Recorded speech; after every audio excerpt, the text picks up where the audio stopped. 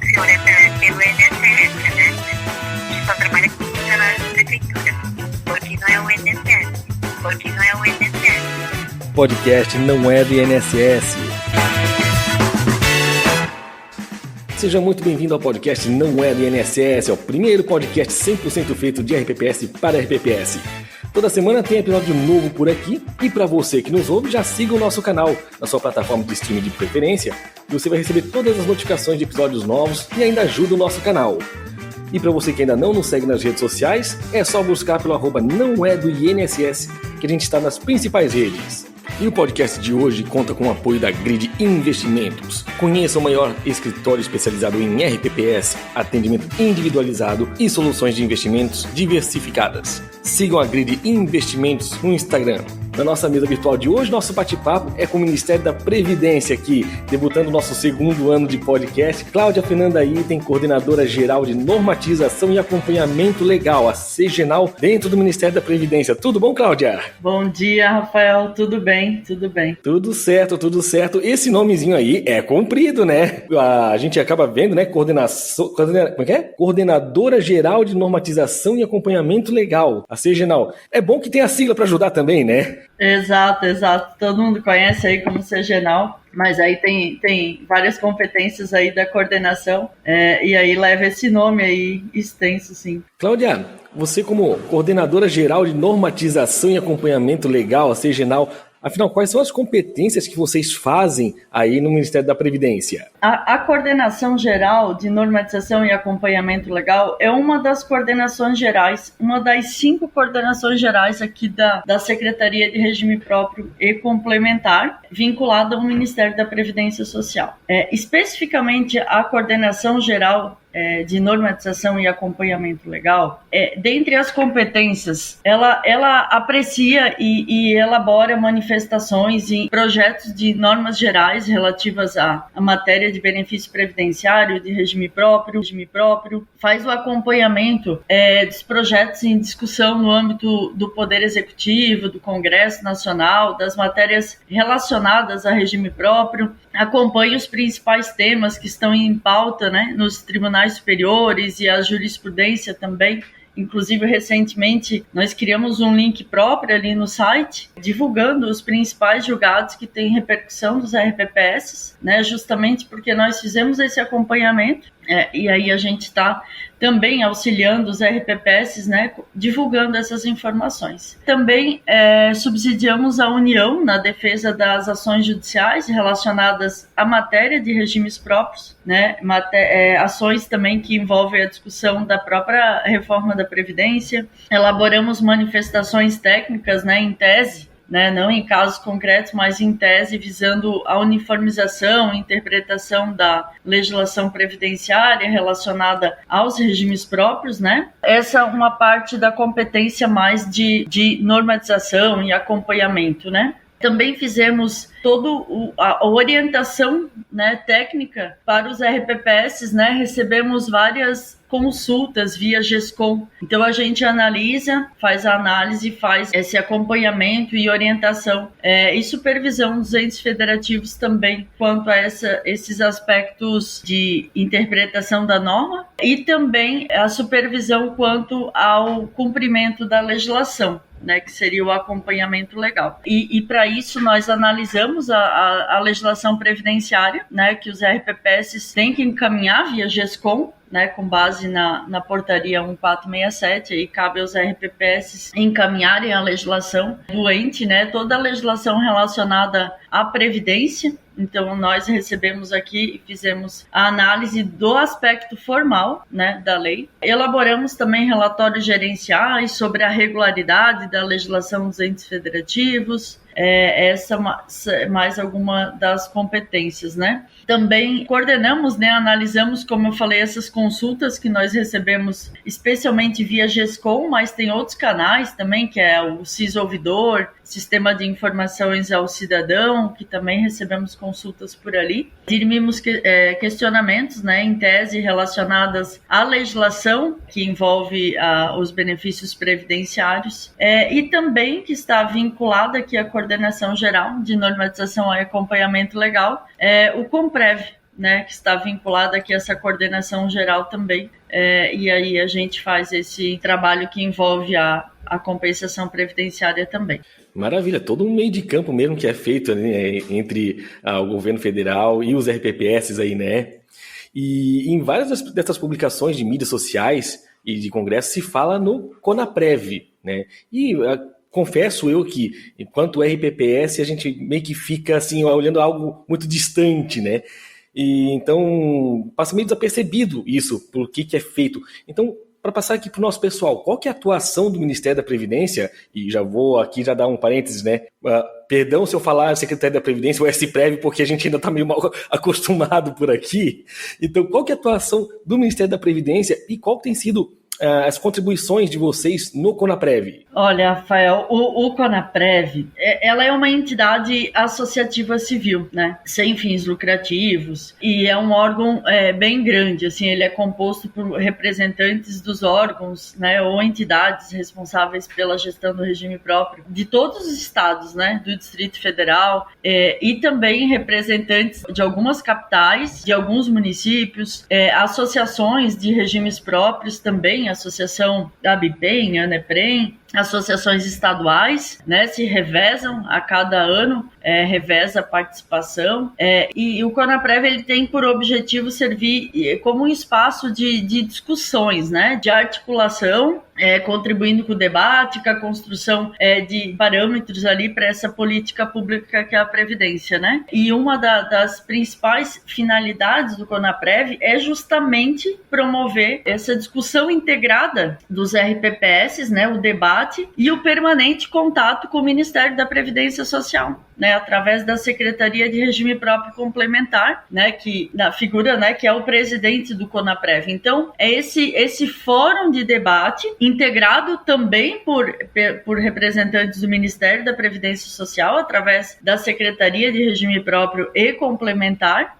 e o contato é esse, então, esse desenvolvimento harmônico, integrado, e a participação do Ministério está ali, né, com os RPPS, com os estados, né, que estão lá representados, com as capitais, com as associações representativas dos RPPS. Então a participação é muito efetiva, o debate é bem produtivo sempre, né, as discussões são todas levadas a esse fórum e essa harmonização ela existe, né, e essa integração ela existe e ela é bem profícua. E falando de CONAPREV, acho importante também citar que existe o Conselho Nacional dos Regimes Próprios de Previdência Social, que é o CNRPPS. Né, o CNRPPS, que é o órgão colegiado, que ele foi instituído pelo Decreto 10.1888, lá de 2019, e o CNRPPS ele integra a estrutura aqui do Ministério da Previdência Social. E o CONAPREV é o fórum de debate, né? Como nós falamos anteriormente. E o CNRPPS, que ele tem uma composição mais reduzida do que o CONAPREV,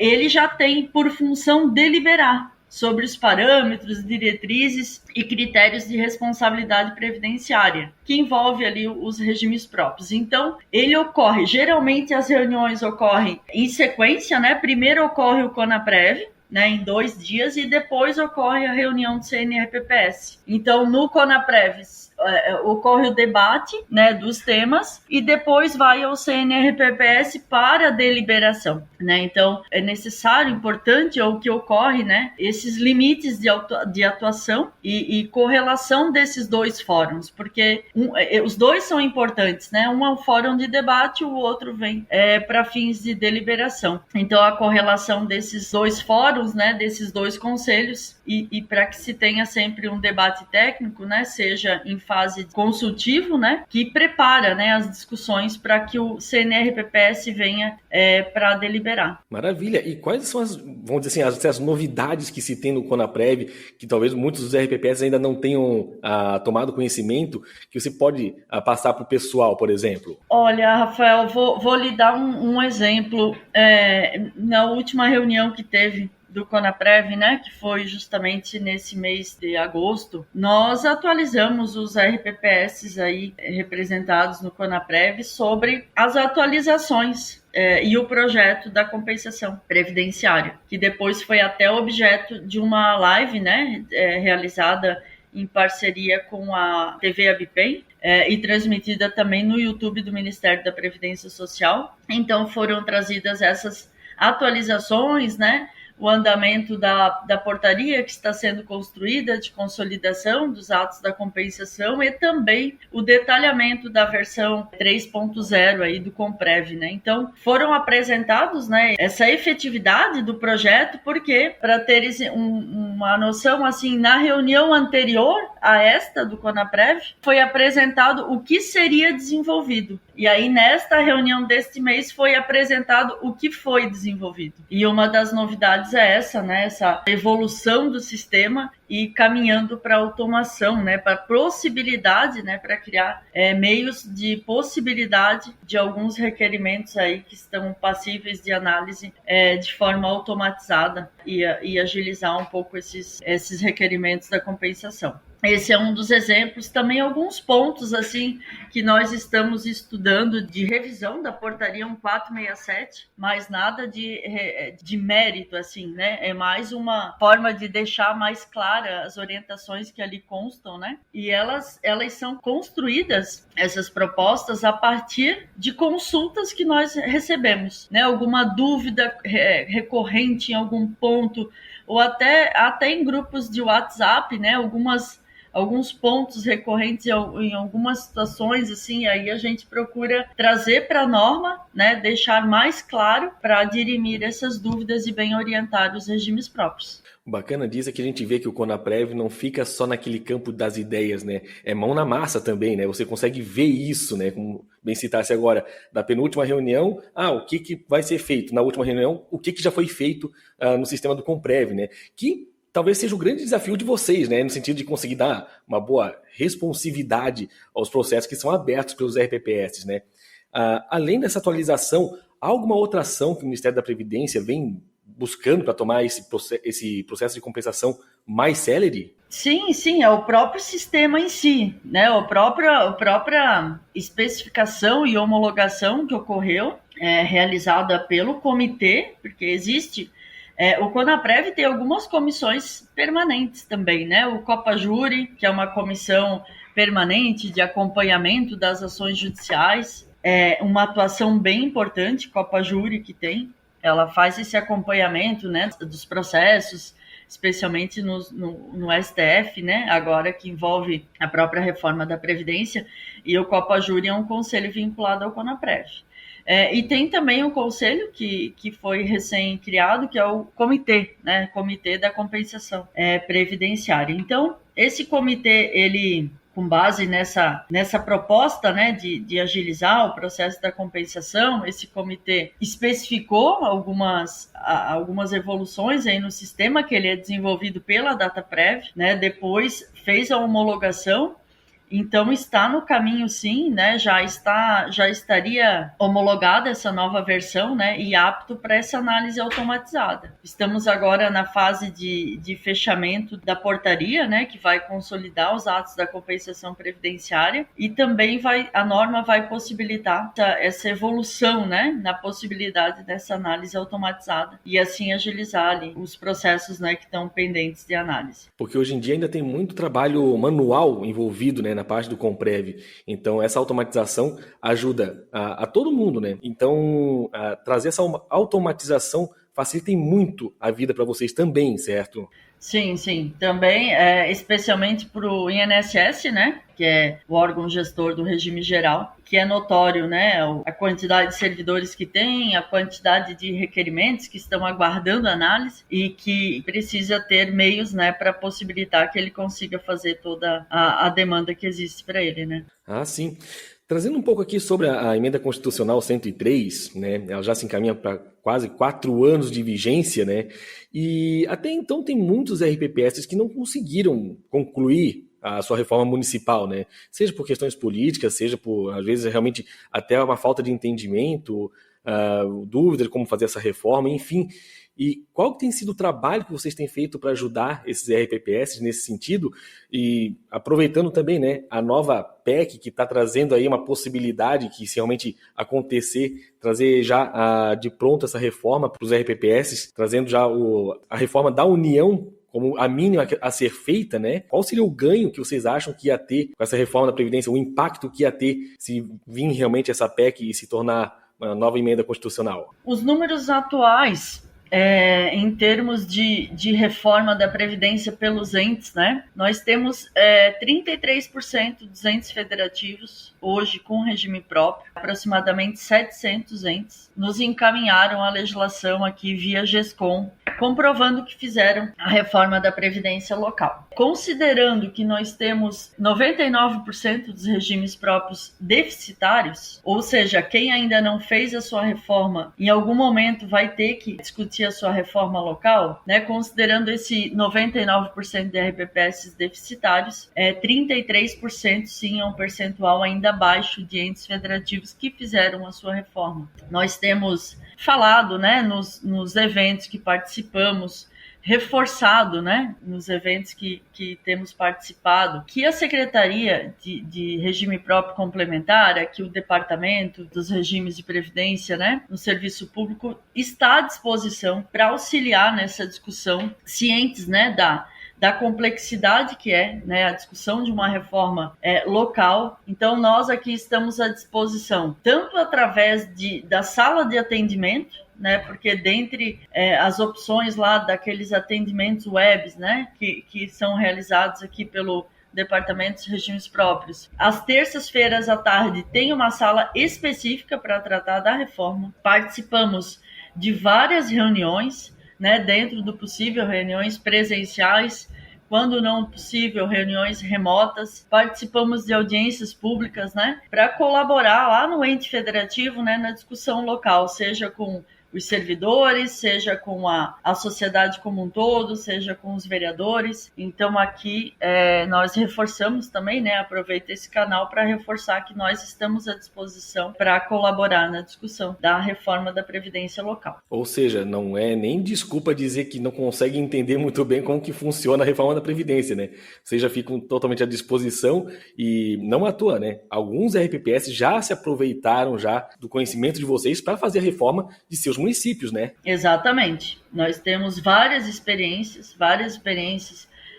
desde reuniões com os servidores, né, audiências públicas repletas, com os vereadores, com entidades, né, de classe, enfim, o que o gestor público entende por chamar, e quanto mais transparente essa discussão, melhor é. Né? Então a gente já tem várias experiências de participação em várias discussões dessa em vários entes federativos. E 1/3 apenas, né, dos RPPS fazendo a reforma da Previdência.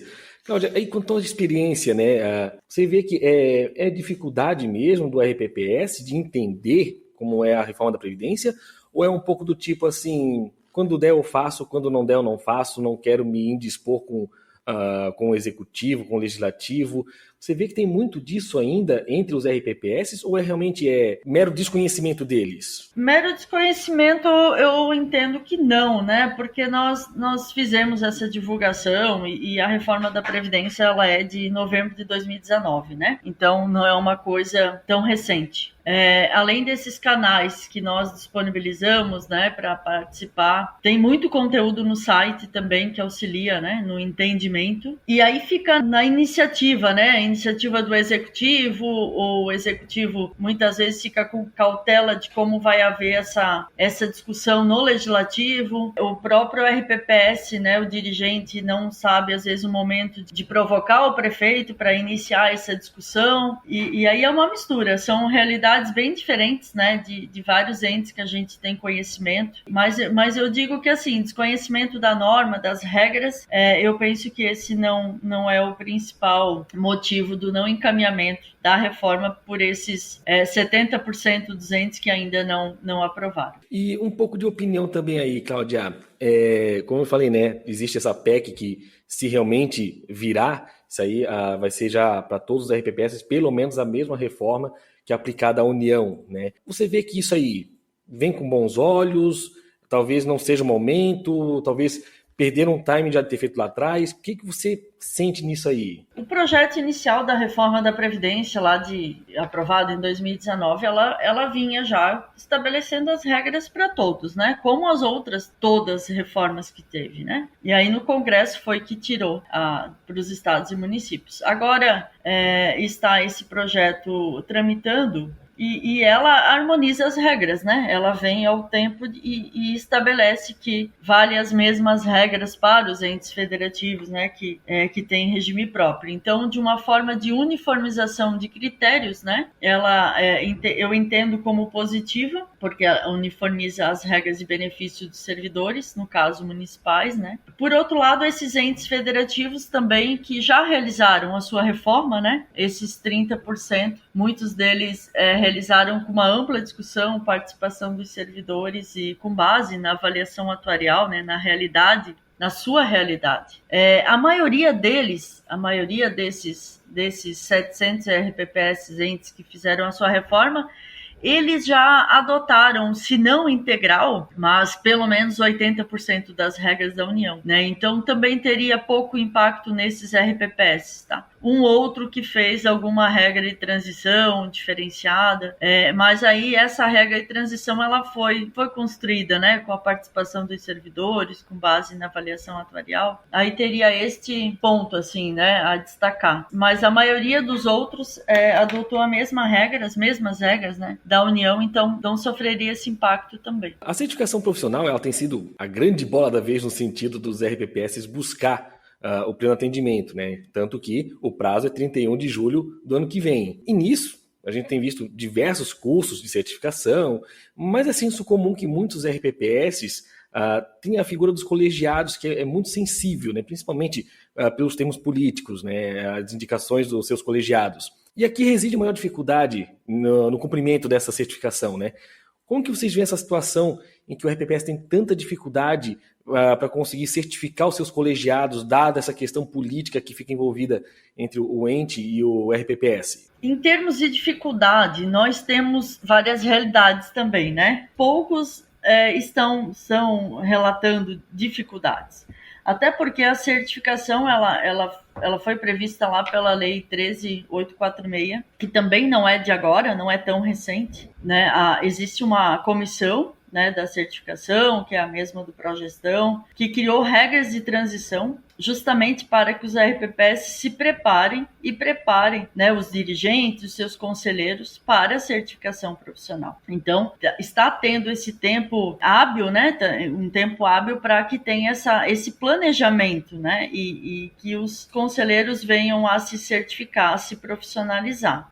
Ainda nessa parte da certificação, né, a gente vê que tem muitos entes que acabam realmente deixando para a última hora, tanto que a gente vê que o número de certificações acabam sendo cada vez maior agora, né, próximo do final do ano de 2023, que é onde já tem esse tempo hábil de, inclusive, tirar a certificação para nível básico, quando o RPPS deveria ter um nível intermediário, avançado. Então, ainda tem essa diferença, né, que o pessoal ainda consegue ter e ainda estão tentando aproveitar, e não são muitos que fazem isso, não são todos que conseguem fazer isso.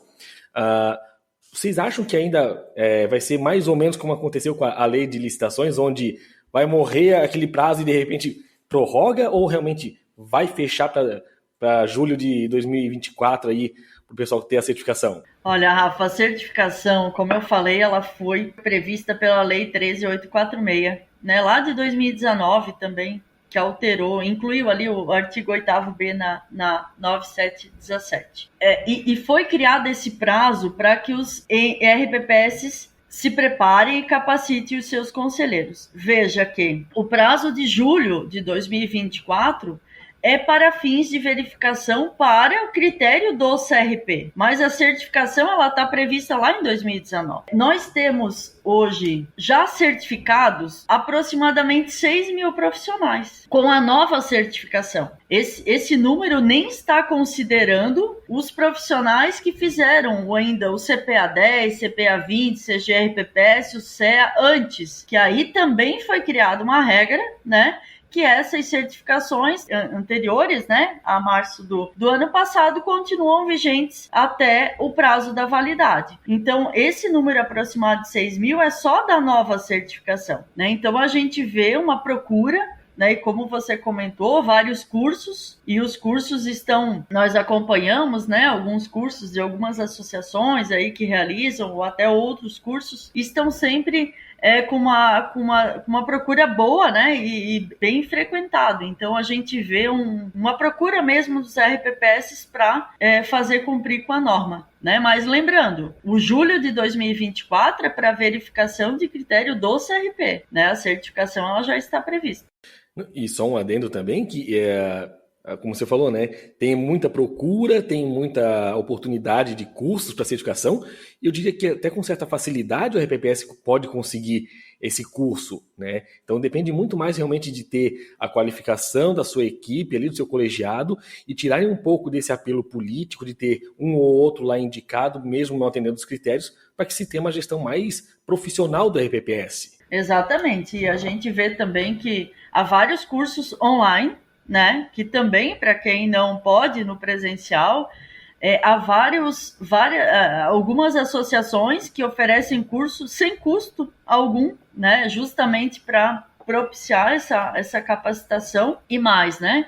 A exigência não é da integralidade dos membros, né? Lógico que quanto mais profissionais capacitados, melhor para o RPPS, mas a exigência é da maioria dos membros, né? Não é da integralidade. Exatamente. E eu vou aqui fazer a minha parte pessoal aqui. Eu fui um dos que fiz curso online e consegui aprovação no modo avançado do Comitê de Investimentos. Então, assim, é plenamente possível, dá para conseguir fazer sem muito trabalho, sem muito perigo, né? Que eu acho que muita gente também acaba achando, será que eu vou conseguir? Eu acho que falta o pessoal meter um pouco mais a cara e tentar fazer realmente essas provas do que ficar muito com medo de fazer essa prova. Parece que há um temor muito grande de RPPS e de não aprovação no primeiro momento. Eu acho que falta isso para o pessoal e eu acho que se tivesse um pouco dessa falta desse medo, o pessoal já teria muito melhor esse número da certificação. Exato.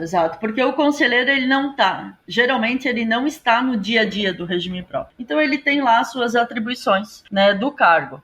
E aí vem essas possibilidades de curso, né, presencial e esse online, como você citou, com muito conteúdo bom. E aí ele se prepara, né? Ele estuda, porque vai ser útil para ele colaborar lá no papel dele, na competência dele do RPPS. E aí sim, concordo contigo, ele precisa quebrar essa barreira, né? Quebrar essa barreira e entrar no mundo dos regimes próprios aí, que é tão divertido, né, Rafa? Tão divertido e apaixonante. Se não fosse isso, a gente não estava nem fazendo isso aqui. Exatamente. Divertido e apaixonante.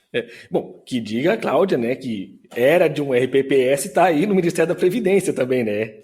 Exatamente. Eu vim da ponta, né? Como eu sempre falo, eu vim da ponta, sei a realidade dos regimes próprios, né? Convivi com o regime próprio no dia a dia, com o regime de grande porte, né? Mas convivi também com muita frequência com todos os portes, né? Pequeno, médio.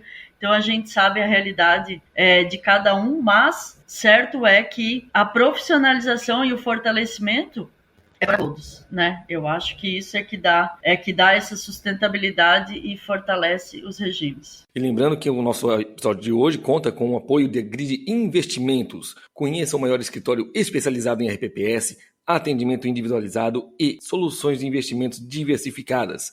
Sigam @Grid Investimentos no Instagram. E a gente ainda agradece a você, aos mais de 1.250 espectadores que já acompanharam a gente ao longo de toda essa jornada do nosso podcast. Trazendo aqui ainda sobre o Progestão, né, a nossa última pergunta aqui, ele tem passado por revisões anuais praticamente. E há algum tempo que ele vem permitindo que os RPPS possam aderir sem a plenitude dos quesitos atendidos nos níveis iniciais. E nisso a gente tem duas situações que são muito contrastantes. Isso até eu comento com base no que eu vou vivenciando aqui também no podcast com outros RPPS, né? De um lado, os RPPS que ainda não conseguem essa adesão inicial, então tem muita dificuldade de conseguir um nível 1 ou um nível 2, fazem termo de adesão, mas não conseguem chegar na adesão à progestão. E do outro lado, os que já atenderam às exigências e que já vêm como um cumprimento não qualitativo dos quesitos, é muito mais pro forma, do tipo, tem que ter um quesito aqui atendido, um código de ética, por exemplo. Ok, existe um código de ética, mas não se vê a qualidade do material, né?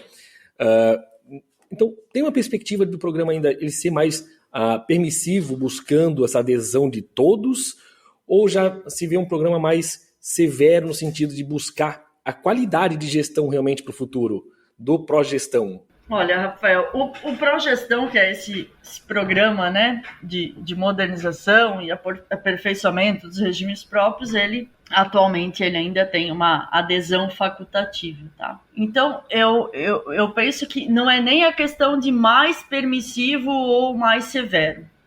Veja que existiu esses incentivos, né, possibilitando que o RPPS que venha a aderir não precise cumprir inicialmente todas as 24 ações, né, que existem a partir daqueles 3 pilares do programa, né, governança corporativa, controles internos e educação previdenciária. Então, foi um incentivo, né, há esse incentivo para que ele não precise cumprir inicialmente essas 24 ações para obter a certificação. Lógico que todas as ações ali recomendadas, elas visam as boas práticas de gestão previdenciária, a profissionalização, o fortalecimento do regime próprio. Então, não há intenção de tornar mais permissivo o programa, né? E, por outro lado, o exemplo que você citou, às vezes o RPPS, você disse que pode ter uma ação pro forma, mas a partir do momento que ele implanta aquela boa prática, ou a prática recomendada pelo Progestão, ele tem que tornar essa ação efetiva no seu RPPS. Ele fez ali, você deu o exemplo do Código de Ética, ele elaborou o Código de Ética, botou no site, cumpriu a ação, o auditor veio, validou, ok. Mas ele tem que entender a importância que é aquela boa prática. Essa boa prática não está recomendada, está no manual para uma proforma. Ela tem uma finalidade. E aí cabe ao gestor, dentre inclusive da outra ação do programa, né, que é a ação de educação previdenciária, fazer que o servidor entenda, né, discutir a importância do pró-gestão com os servidores, especialmente com os servidores do regime próprio, a importância que tem essas boas práticas de ações recomendadas, né? E aqui também eu menciono, né, que existe também um comitê, né, que é o mesmo que da certificação profissional, do pró-gestão, que ele avalia periodicamente essas ações, né? Então, é uma discussão conjunta, né, composta por servidores de regime próprio também, composta por representantes de associação de regimes próprios, e é uma discussão conjunta. Então, essa permissibilidade, né, que você citou, ela vem a partir de uma construção conjunta com experiências de regime próprio. Então passa muito também pela cabeça do gestor do RPPS de não deixar algo realmente ser pro forma, né? Porque a gente vê que muita da preocupação de alguns RPPS, principalmente para ter a certificação inicialmente, né, não precisa ser nível 1, mas alguns que querem inicialmente nível 2, por exemplo, não, vamos pegar o código de ética, já que eu citei aqui, de algum outro instituto vizinho aqui e tal, e só troca o nome do instituto para cá, para a gente, e passa-se a implantar. Então, passa pelo gestor também ter essa qualidade da prestação do serviço, da sua gestão ali, né, de não trazer algo só pro forma, mas que realmente seja um programa para qualificação do RPPS, para modernização dele. Exato. O Progestão, ele, não por nada que ele foi reconhecido no final do ano passado com o selo ouro no fórum aqui da avaliação da Presidência da República, né? Pela essência dele, pelo objetivo que ele tem de trazer essas boas práticas para o regime próprio. Aí sim, vai do dirigente não querer fazer a implantação pro forma, né, visando apenas o certificado, né, a certificação do Progestão, mas que ele queira uma melhora na gestão do seu regime próprio, que ele queira alcançar os ganhos que o programa vem oferecer para ele. E aí também a gente tem vários exemplos, né, Rafael, de regimes próprios que buscaram a adesão, buscaram a certificação e adotaram de fato, né, as práticas e obtiveram a melhoria na gestão do seu regime próprio. Não só da gestão do regime em si, mas refletem na comunicação com o servidor, na transparência das informações com a sociedade, no contato com o ente federativo, enfim, né? tiveram um sucesso e até hoje, né, a gente vê essa melhoria na gestão. Regimes próprios de pequeno porte, né, que não tinham estrutura, não eram estruturados, né, e hoje eles caminham com as próprias pernas porque eles adotaram essas práticas ali, né, recomendadas e hoje eles estão estruturados a partir de boas práticas e não estruturados de todo jeito. Então eles tiveram esse ponto de partida, né, e hoje eles estão estruturados aí, bem estruturados. Cláudia, queria te agradecer aí por ter aceitado o convite de conversar com a gente aqui. Só a gente aqui que está aqui por trás, a gente sabe quanto foi tempo que a gente levou para conseguir essa conversa aqui. A gente está primeiro podcast de setembro e a gente vinha conversando acho que desde fevereiro, né, para conseguir fechar uma data mais adiante, ia ter novidades, então deixa passar as novidades e tudo mais. E aí finalmente conseguimos aqui, né? Então, Cláudia, para quem tiver alguma dúvida, quiser conversar com vocês aí, tratar algo a respeito aqui, seja do Comprev, né, seja de qualquer outra necessidade, como é que pode fazer para entrar em contato com vocês? Rafa, te agradeço, né? Te peço desculpas pela demora também nessa agenda, mas eu sei que tu compreende.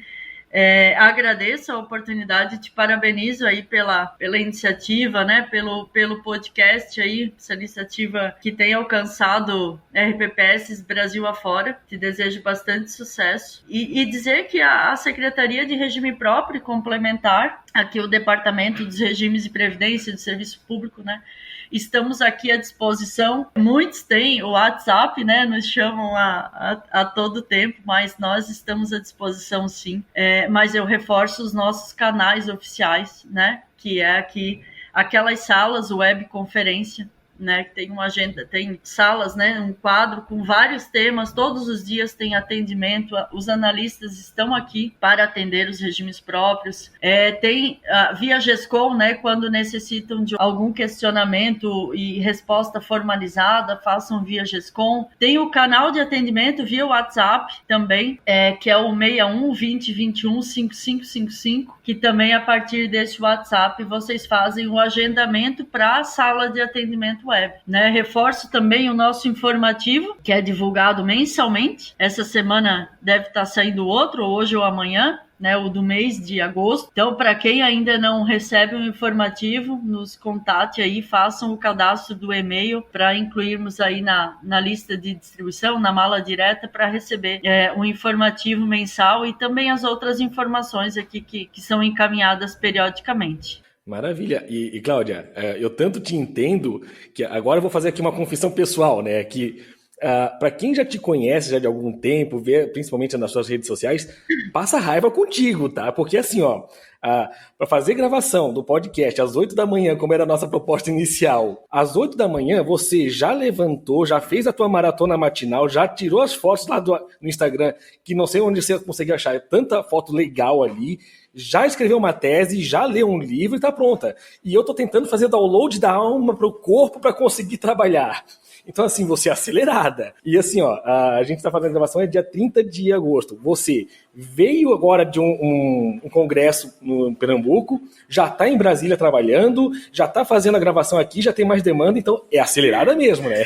Rafael, tenho um ritmo assim, mais acelerado, mas eu sempre digo, né, o segredo é que eu durmo cedo e aí acordo cedo, né? E aí o dia fica longo. Mas é porque também a gente gosta do que faz, então se desdobra aí, né, para poder bem atendê-los, né, da melhor forma possível. E estou sempre à disposição e gosto da minha caminhada, né, gosto do meu passeio de bicicleta. Eu acho que isso também dá um gás aí para seguir o dia, né, e as tarefas do dia, né. Com certeza. Eu espero, assim que os meus pequenos estiverem um pouquinho maior, eu poder fazer isso e levar eles junto ainda. Se Deus quiser, ainda vou fazer uma dessa.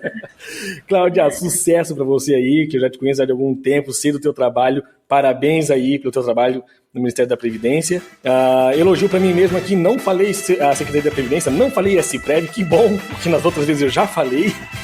Sucesso para você, Cláudia, um bom trabalho para você aí e obrigado a você que nos acompanhou até aqui. Semana que vem a gente tem episódio novo. Até mais!